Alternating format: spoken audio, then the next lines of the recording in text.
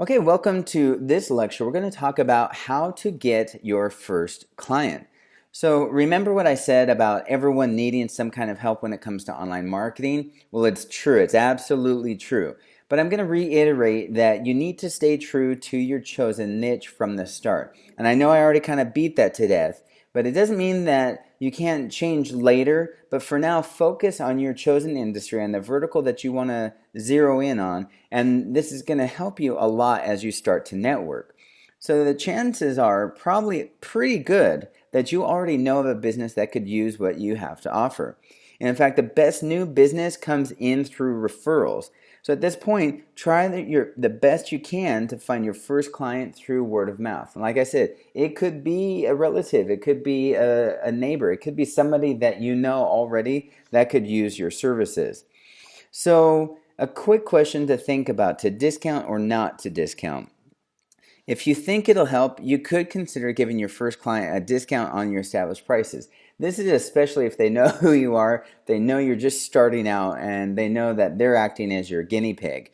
The challenge with this is that it might backfire on you. If they turn out to be a long-time client with you, you may be stuck with a low price to value ratio as long as they remain your client. So instead, a better solution, what you can do is offer more value. So try offering more value through increased services. Maybe you have 6 things included in your standard package. You can include 10 things for them. And it's not going to add too much of a burden of work for you, but it'll also help incentivize them to want to go with you and get started with you. And you need that first client to get started. So your services will change over time, but it's harder for you to change your pricing on your first client. So it's easier to, what I'm saying is, it's easier to change your services as you go on, and you tell your first client, hey, we've evolved, we're keeping up with what online marketing is doing right now. We're going to change up the services a little bit to be more effective for you. And that's easier to change than if you say a client comes in at $500 and you want to increase your prices to $800 and everybody else is signing up at $800. But that client is kind of a legacy client, and he or she's going to want to continue to pay him $500. So it might be harder to change your prices, not as hard to change your services. But by doing this, also it'll help you treat your business like a company from the get-go, like a big company. Also, your clients, with this in mind, they will never undervalue your services because they're getting a price break. So just keep that in mind as you're thinking about selling and the actual sales price with your first client. So at this point, most likely you'll be able to get your first client from someone that you already know in your social circle.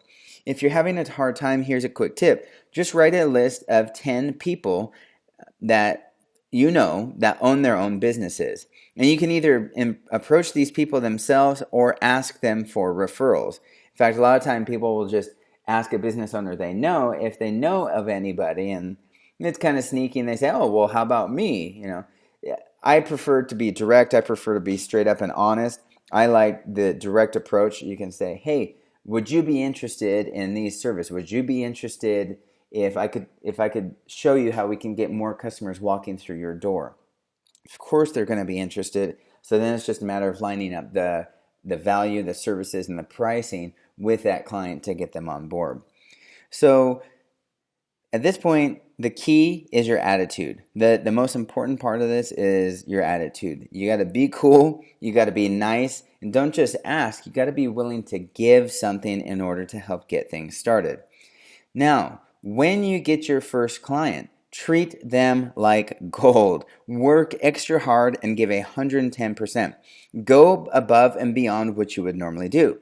And this is actually for a few reasons. The first reason is you want them to love you and you want them to stick around with you. Second, you want them to tell their friends and associates about that. You want that steady stream of referrals.